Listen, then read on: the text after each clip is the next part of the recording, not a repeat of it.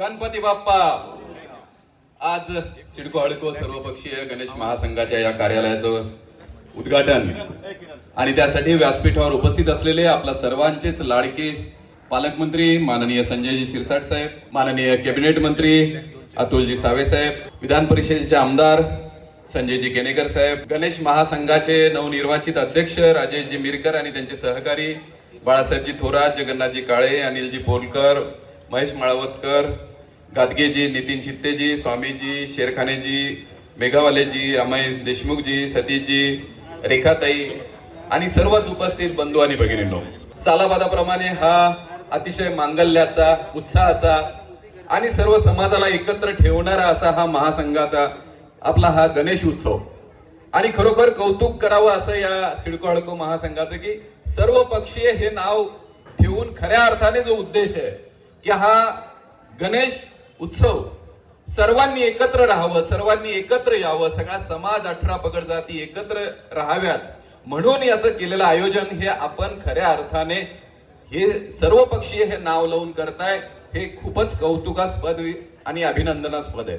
या येणाऱ्या उत्सवामध्ये सुद्धा मला खात्री आहे की राजेशजी मिरकर आणि त्यांचे सहकारी विविध विधायक कार्यक्रमांचं आयोजन करून तरुण पिढी असेल, लहान मुलं असतील, या सगळ्यांना आपली आस्तिकता, आपलं हिंदुत्व आणि गणपती बाप्पाचं दर्शन व्हावं यासाठीच्या विविध कार्यक्रमांचं आयोजन करतील। कालचा दिवस आपण पाहिला की गोकुळ अष्टमी होती। संजू भाऊ आणि सगळ्या राज्यामध्ये 4-5 जणांनी गोकुळ अष्टमी हिंदूंचा पवित्र सण आणि त्या दिवशी मांसाहार करण्याची स्पर्धा लावली होती। तर हा कुठेतरी आपल्या हिंदुत्वाला आव्हान देण्याचा, आपल्याला डिवचण्याचा प्रयत्न आहे। पण हा हिंदू सोशिक आहे, हा सहिष्णू आहे, हा सर्वांना सोबत घेऊन चालणारा आहे।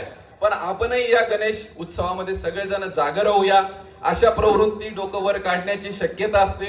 प्रयत्न करतात की या भारत अतिशय चांगल्या वाटचाल करतोय आणि याच्यामध्ये काहीतरी विघ्न आणावं। पण मला खात्री आहे की सगळे हिंदुत्व जपणारे हे तिन्ही नेते आणि सगळं व्यासपीठ आज आपल्या इथे उपस्थित आहे आणि आपला हा गणेश महोत्सव अतिशय शांततेत आणि चांगला पार पडेल। राजेशजी, मला वाटतं आपल्यापेक्षा महिला अति चांगलं काम करतात, त्यामुळे या सगळ्या तुमच्या समितीमध्ये आपण काही महिलांना पण घेतलं तर कार्यक्रम अधिक चांगला होईल, जबाबदारीने होईल। तर असाही प्रयत्न आपण करायला हरकत नाही। मी तुम्हा सगळ्यांना शुभेच्छा देतो आणि थांबतो। धन्यवाद।